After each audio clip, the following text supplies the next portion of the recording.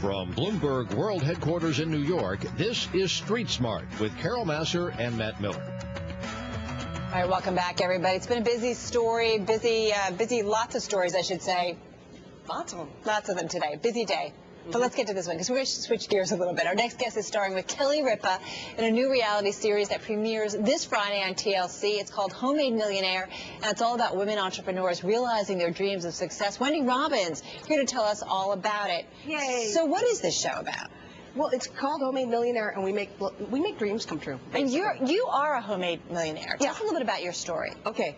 Well, I co-invented the Tingler head massager. Right. Which is this lovely device. But you made a lot of money doing it. I did. I went from $10,000 credit card debt to make millions of dollars. I made a lot of boo-boos, and I did a lot of things great. And you were somebody, and forgive me, but you were living in your car at one point. Yeah, I lived in my car. I was homeless. Look at me all happy about it. Yes, let me tell you about that. No, but I did. I lived in my car. I was homeless. So I have that kind of story. Right. And then I was $10,000 in credit card debt years later, and then thought, oh man, you know what? I'd do so much better being rich than being poor. Wouldn't we all? Yeah, duh. So what's your show about? Helping people kind of achieve what you've achieved? Yeah, what I do is I coach women inventors bring their products to HSN. Right. And then there's 3 that compete, and one of them gets on HSN and gets a potential $1 million deal. How do you tell when somebody's got a good idea? I got to tell you, if somebody came to me with this a few years ago, I would have said, what the heck is this? I know. But it worked. But it worked. Well, see, you never know. That's the funny thing. Like, who would have thought a Snuggie would make $150 million? But they've done well. Right. I have one. You know, my grandfather got approached by Disney and to invest in Mickey Mouse, which was then Mortimer Rat or whatever. It was like, get out! You'll never make money. And look what happened to him. So how do you figure out when these women come to you with an idea? How do you say that could potentially pay off? What I do is I do focus groups with you can do just even your friends and people around. So you do focus groups and you find out who will put out the money.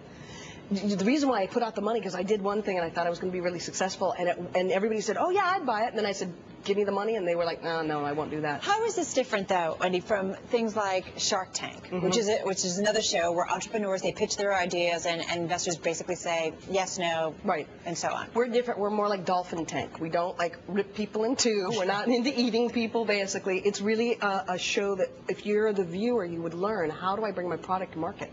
So it's literally a learning show where you would learn, okay, now I do this, now I do that. And so they'll really learn. It's not that you pitch in 20 seconds and then you're going to... Now, where they do the pitching is to HSN, but that's after they've gone through a series of processes. What did you learn in doing your own product? I mean, did you have a couple of ideas? Did you go through several ideas before you found one that actually worked? No, I got to tell you, the very first time it was like, ka-ching! But where did it come from?